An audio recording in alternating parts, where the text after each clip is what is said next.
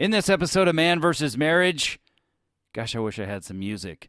Talking to your teens about sex. Boo.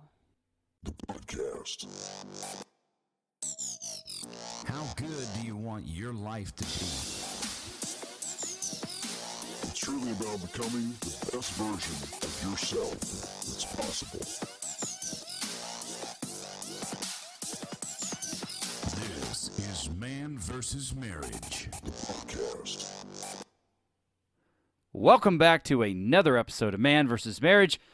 It is me, Quincy Moran, a.k.a. the Q Dog, with my lovely wife in the Moran studio, and her name is Jeannie. Hi, babe. Hey, honey. The Moran studio is full of noises right now because the kids are watching Alvin, Simon, Theodore, the Chipmunks, and Hunter and Kirsten are making racket. But that's just the way we roll. It's happy autism. It's all good.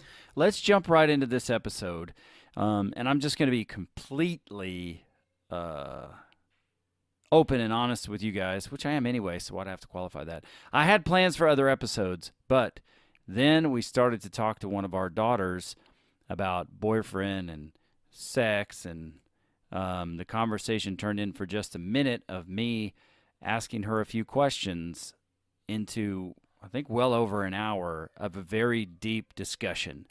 So we're going to share that journey with you right now, talking sex and relationships with your teenagers. Now, I'm not coming at this like I'm the resident expert. We're going through this right now. So in true Man versus Marriage format, This is our journey. this is our journey, and we're going to share it with you. Before we do that, a quick shout out to my man Eric. Welcome aboard, bro. It is great to have you. Thank you for the message. You freaking rock. You stud. Thanks for endeavoring on this mission to be a better man, better husband. What I can just wrap up is calling being family famous. Thank you for that. So what I want to do is set the stage for you, and Jeannie and I are going to talk to you just as quickly as possible about where this conversation came from and what's going on, and we're going to change the names to protect the innocent so we don't call one of our kids out, and here's how it goes. So, as you know, we are mom and dad of 8 kids. Now, technically, the family is growing. I'm now the proud mommy of 11 children. It's not, and it's not like our biological family is growing, but our responsibility and people who need parents or parental figures in their life is growing. And one of our girls has a friend. We kind of set the stage to say, okay, you girls want to date. We're down with that. But this is my expectation if you are going to date. So we laid that expectation out. And had we planned this episode, I probably could have laid out that expectation. We can do that in the show notes. That's true. We could do that in the show notes. But what I did was I had each of the girls write to me, what does dating mean to you? Because I want to get an idea of what their thoughts were when it came to dating. So we did that, and then Jeannie and I discussed, after we had them read the papers, we discussed, okay, when do I want to, or how do I want to establish the idea that if you're responsible enough to do this, then we can start the process of dating. So we told them that, okay, you do this age is good, this is where the process can begin, and once you start to check these boxes, then you can invite a boy over. I think it was like 16 or 17. If you have your ducks in a row, then you can start to take this boy from an acquaintance to a friend to boyfriend material. Get him over here. Let us meet him. Let's see how he interacts with the family. I want to see personally how he interacts with you and what kind of dude this guy is. And then we can talk about taking the next steps to serious relationship. Well, Jill has a young man, Jack, that she has been inviting over. He came over for a Halloween party, and that was the first time we got to meet him. We heard stories about them when they were in school. Which we were not happy with. Things I did not like. But with the pandemic happening and all this other things that took people away from school and made it to where people couldn't visit, she asked if she could have him over, and she had been being responsible with the things that we said, this criteria you got to meet in order to, to have a boy come over so we can meet him and try to, tune this thing up. We started this out with, they were writing letters in the mail because they couldn't see each other. And our children were limited with Gmail or Wi-Fi. We don't allow them on social media. There's good reason for that. So they started with just writing each other letters back and forth for a few weeks. And then it developed into, may we call each other? So then we developed the timelines for phone calls. And then the phone call turned into, could we visit? And it's funny because you always assume the girls are afraid to bring the boy home to meet the dad. But our family seems to be more afraid of introducing people to mom than they are of dad. He's a good kid. When he came over here, it was a good situation. We were able to kind of see how he interacts. I had a conversation with his parents, and mom filled me in on some things that we were not aware of in the beginning, and that helped us to kind of understand, social awkwards or things that maybe he didn't grasp. So we needed to be a little more firm in how we presented house rules or what have you. And it wasn't that he was a bad kid. It's just how he understands things. And being parents of special needs, we get that. Not everybody understands, these are boundaries. Some people just look at it and say, well, rules are suggestions. So that helped us out. Now we're at a place where they've been talking constantly every day. We have a time that he's allowed to call, so she has time to get her schoolwork done. Jill and I had been working out in the gym for a while, and then we got her in a routine of working out. She has some spasticity in her muscles, so she can't do typical workouts with weights and things because of that. So we were progressing towards this, and she came to us a while back and was concerned. She didn't like her body. She didn't like how she looked. She didn't feel like people felt she was attractive, and she wasn't getting attention from boys, which bothered her. So Dad and I decided, let's get her working out. Let's get her doing something that makes her feel better about herself. And over the last 6 months, she really has committed to doing her workouts. She's noticed the change. She's getting little bumps in her six-pack now, and she was starting to wear clothes. Instead of wearing men's shirts and baggy jeans, she's actually wearing things that fit her, so she's starting to feel attractive to herself, which is great. That was the goal, was to help her be okay with who she is. Well, over the last few weeks, things have changed in their dynamic and conversation, and I noticed she's not working out as much. She's kind of putting herself on the back burner, and her excuse was, I'm doing homework, which is true. However, she was getting the homework done because she wanted to make sure she could make that 5 o'clock call time to accommodate being available when he was available to be on the phone. And it kind of bothered me, but I let it slide. And then this conversation came up. He was coming over to see us this week, and he wanted to make things official. And she's apparently agreed to it, but reluctantly agreed to it. So the conversation this morning stemmed from, what does he consider official? What do you consider official?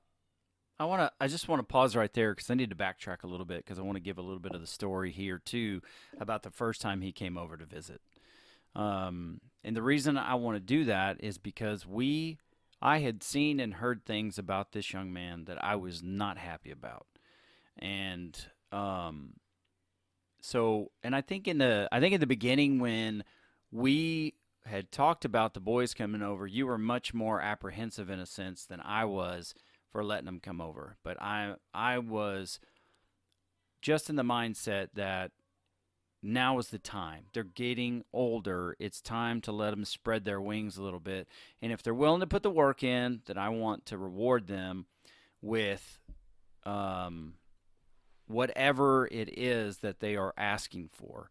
So when he came over for the first time after, this you can have a boyfriend when conversation started, we had dinner. We were out in the backyard around the fire, and the time came where it's like I had already decided I was going to sit down and talk to both of them so that I knew where it stood.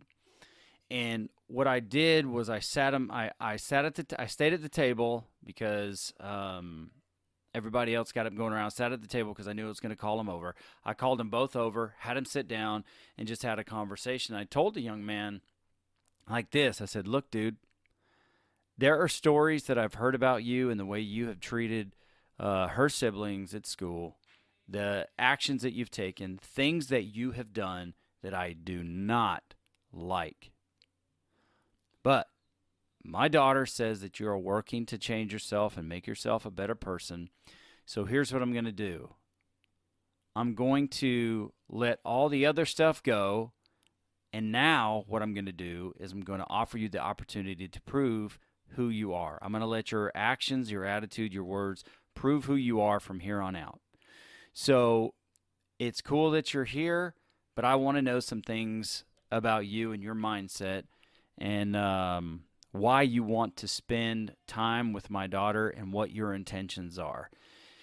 And I've been practicing for this for a long time, okay? Other young ladies that daughters of friends that we've had, when they would get a boyfriend, I would take the opportunity to sit in front of them and ask the uncomfortable questions because I wanted to know what it felt like.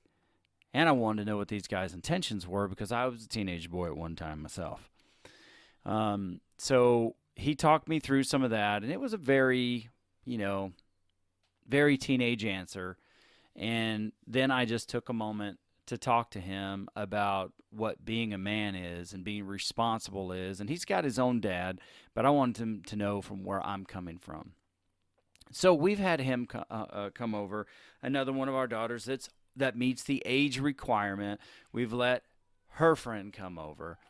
And with that, this last time when they were coming over, as you heard Jeannie say, the word kind of got out that when he got here, he wanted to sit down and see what he could do to make it official. And first of all, I'm like, that's not really going to work for me because I haven't even personally met this dude's parents. And I don't know if he's talked to his parents about what his intentions are or if he's doing this on the DL, just making this official with my daughter and what that means. And he got over, we had dinner, and they were sitting at the table. "No, you talk to him. No, you talk to him. You talk to him." And I just flat out told him, I said, "Hey, the question you want to ask, now is not the right time." And they still talked about it a little bit. And then one of our other daughters is kind of pushing him. "I want to hear this. I want to hear that." And I said, "No, you don't. And we're not talking about it." And she goshed me like a regular teenager would. And I just told him again, I said, "Look, I'm telling you, the question you want to ask this is not a good time. So don't do it." Because when I asked my daughter, "What does it mean to be official?" "I don't know." When I asked her what his definition was, she said, "I don't know." Because she hadn't even taken the time to ask him what it was. She wasn't even hiding it. She wasn't hiding what his definition was. She hadn't even thought about asking him. Mm-hmm. And it's like, girl, what are you doing here? What responsibility are you taking with this? So today we were discussing some things, and he had talked about maybe coming over to watch the game yesterday, and he wasn't able to, but I just felt it was necessary while we were setting up for the podcast just to have a quick conversation with her and say, have you considered, or what are your intentions? And what was supposed to be like 5-10 minutes turned into well over an hour.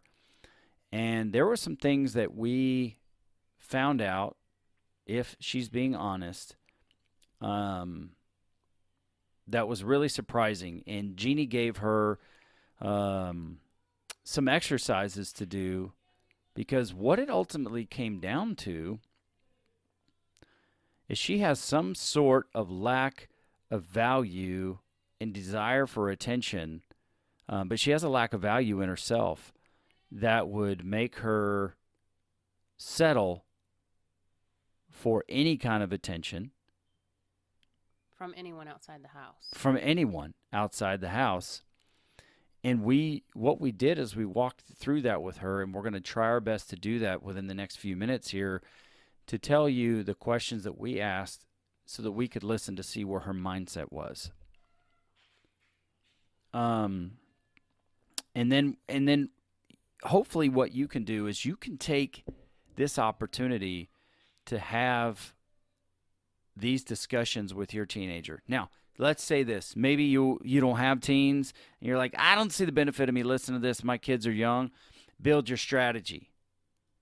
Get like-minded with your wife so that y'all can talk about sex and relationships with your kids when they get older. Now, look, maybe for you, it's not going to be the same. Maybe at 10 or 11 years old, you're going to be cool with your kids having boyfriend, girlfriend. I know that's what we did.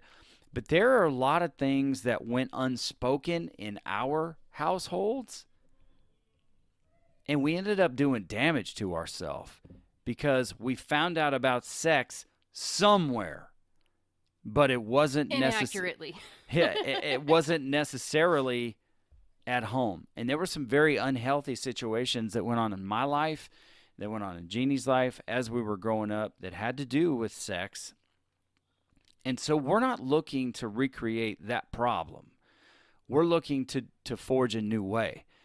That's why this is important. And you know, some of our girls are getting near 18. And it's not going to be long before they are 18 and maybe they move out. So what we're looking to do is we're looking to help you build your strategy, because we've discussed this. And now we're in the middle of this. And we've had to switch up our strategy a little bit, wouldn't you say? Yeah, I think originally we thought, purity ring at 13. We didn't let the schools teach them about sex. We were going to teach them about sex because the school started teaching them at 10 and 11 years old, and that was just way beyond what is acceptable for Quincy and I. But some people in our family have taught their children when they got into high school, they just gave them the resources to be safe. And that wasn't okay with me. I'm not going to just give you the tools and say, well, you're going to do it anyway, so you might as well be safe about it. No, that wasn't what Quincy and I wanted.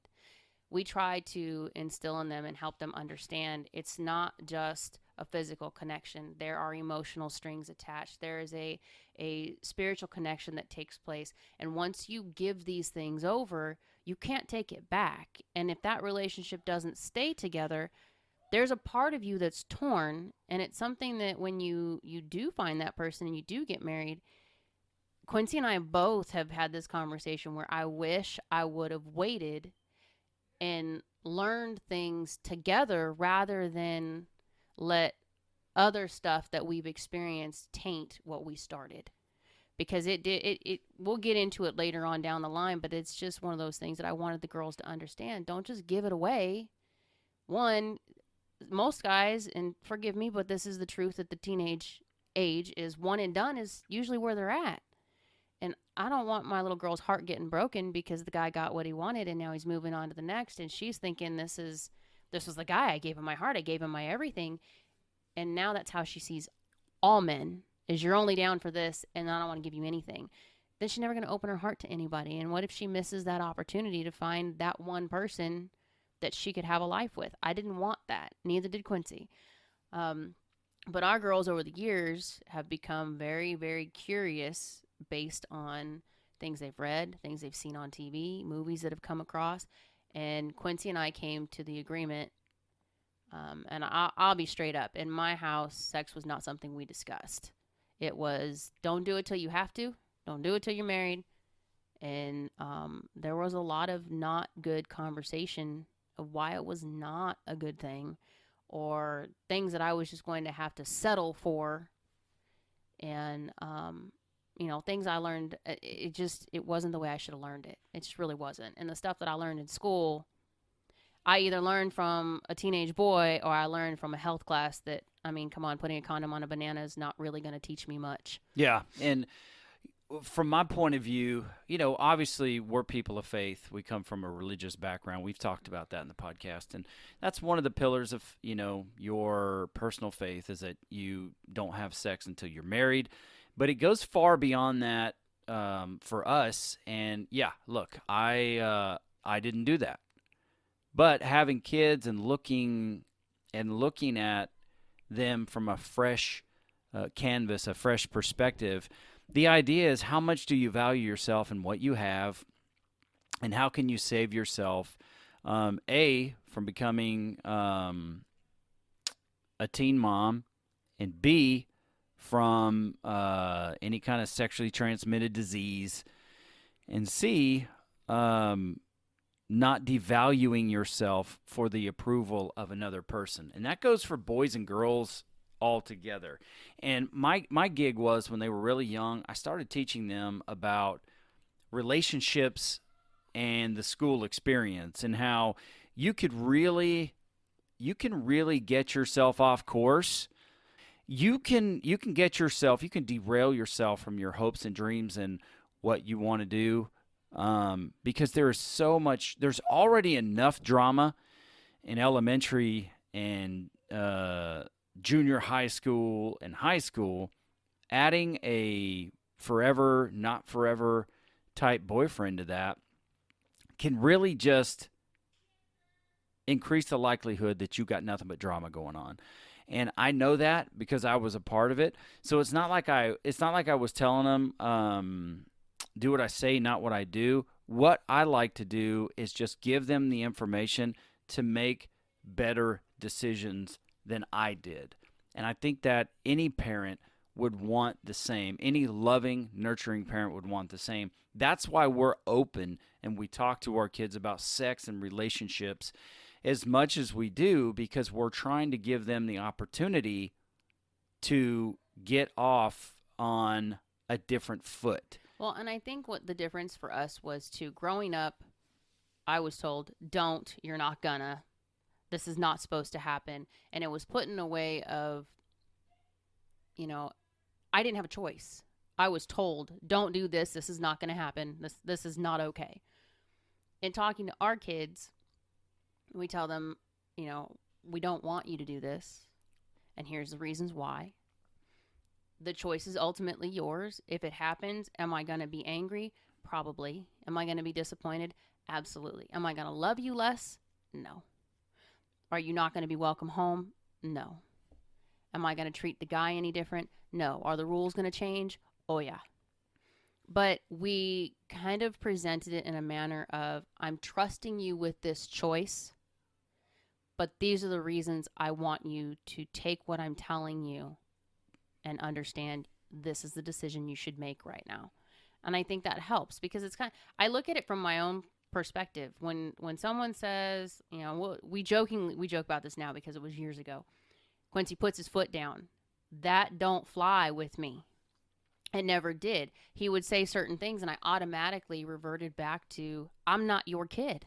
I'm your wife. This is not how this works. And I take that into consideration, and especially in big decisions like this with the girls, to say, I don't want to put my foot down and make your decision or make you feel like I'm making your decision. I want to give you the information, and I want to tell you, they know they're going to screw up. At some point in life, we all do. Yeah. And we want to make sure that they know, if this is the one part that you mess up on, it doesn't change who we are. It doesn't change how we feel. Yes, there's going to be anger. Yes, there's going to be disappointment. But ultimately, I'm leaving the decision to you. Well, and the way that we've built this, and we're not into teaching our kids what to think, more of how to think, or how, give Question them ideas. Everything. Give them ideas on, the process of thinking. And there are just many examples within this where our daughter wasn't thinking. She wasn't asking questions. Now, I did set the precedence when the girls turned 13. We talked about abstaining from sex until they get married, and kind of presenting the idea of why that's a great idea and how it can benefit you as you go through life, and some of the pitfalls that can come along with having those relationships that go bad and you give a part of yourself away. So we did the purity ring thing, and I would ask them as I give them the ring, are you willing to make the decision to wait until you're married before you have sex, like we've discussed, and is this a goal that you're going to honor with your lifestyle? And each of them has said yes, which I respect. But we do know as you grow and things change, that gets to be more and more of a challenge depending on how active you are in your relationship, whether it's holding hands or kissing, or does it go any farther from that? And once you go further, you don't go back. Right. That was the biggest point, is once this starts, you need to understand, once this train starts rolling, there ain't no backing it up on the track. It's a forward motion. So you need to understand, when you say yes to this, you are basically accepting that things are going to move forward, and you're kind of giving the green light or a yellow to say these things are coming. We just don't know when. And if you're not ready for that, you need to pump the brakes on the train and tell them no, and stop progressing things. You need to decide what your limits are and what your boundaries are. And here's the thing I look at now. Anybody who's been born in the last 10, 15, 16, 17 years or so, because I don't have the timeline specifically. They've grown up with the world at their fingertips, with Google or whatever, like Google, Yahoo, Bing, YouTube, now Facebook and Instagram and Snapchat and all these different outlets where they can connect with the world and see things that they have no business seeing at any particular age. And one of the things we told her today, and then we're going to finish up real quick, and then we're going to go into another episode of this so we can give you some more detail. One of the things we finished with today was, crap, I totally forgot what I was going to say. We gave her an exercise because we discovered that her problem wasn't with the person or not understanding what she wanted in a relationship or what was official or not official, but we discovered that she was settling. She was. That's not what I was going to say, but that's ultimately true. And I want to. So here's what I want to do, since I absolutely forgot where I was going, because I wanted to explain we're going to go into another episode. I want you to just take a moment, whether your kids are 1, your wife's pregnant, your kids are 1, 2, 3, your kids are any age, 6, 7, 8, 10, 12, 13. What is your strategy when it comes to talking about sex and relationships? Because you and your wife, I think it's very, very, no, I don't think. It is very, very important for you both to have common ground and a strategy around how you are going to discuss this area of your life. And what is the goal to teach your kids? Maybe your ideology when it comes to sex is completely different than ours. That's up to you. I don't want you to go into this with the strategy that our parents did, which is, I'm not going to discuss it with you, or you get the message at church. You'll figure it out when you get there. If you have sex before marriage, You're going to hell. God's mad at you, or whatever else it was. Devil's doorbell. I know, the devil's doorbell. I don't want you to go into this situation, something that is so big, unprepared. And we've talked about this for a long time in our relationship, and it's only recently, within the last couple years, that we've really developed a strategy around this. And all we can do as parents is we can put this information into our kids, give them some perspective, but ultimately it's going to come down to their choice and their decision. And I work hard to give them some perspective to say, are these things that you are considering? Because the goal is to get to the root of whatever the issue is. And the root of the issue will tell you what you're truly dealing with. That's the part that you really don't see. That's the part that's buried, that is giving life and nutrients to whatever is above the dirt. So that's a product of whatever the root is on the tree or the plant. So with that, I want you to ask yourself this question. We're going to leave you with this here. Do you have a strategy with your spouse to talk about relationship and sex with your kids, boys and girls? And if you don't, it's a good time to develop that, because it is going to happen. We're right there. It's going to happen. You're going to put them off into whether it's going to college or getting a job or whatever it is. You want to prepare your kids to make the best decisions possible in the moment. And I believe that comes from building a place of value for your child, to say, I don't want to cheapen my value in order to get X, Y, and Z. I want to build my value so that whomever I give this to is worthy of it. Does that sound right? That's what I'm thinking. I'm fighting a pretty big headache right now, and I don't know what that's from. Maybe it's just from this discussion. I don't know. Quite possibly. This was an out of the bluer. Which I'm cool with. I love these discussions. I love having uncomfortable discussions because it stretches me and it grows me. But I want you to look at that. In the next episode, what we're going to do is we're going to line out this discussion that we had with our daughter so that it will help you hear what we talk through. And then we will share the exercise that Jeannie did. This episode went a little long, but we wanted to give you the journey side of talking about sex and relationships with your teen. And the next thing we'll do is the game plan. How's that sound? Okay. All right. That is it for this episode. I am Quincy Moran. She is Jeannie Moran. And this is Man versus Marriage. The podcast. How good do you want your life to be? You gotta live on purpose, for a purpose. It's truly about becoming the best version of yourself that's possible. This is Man vs. Marriage, the podcast.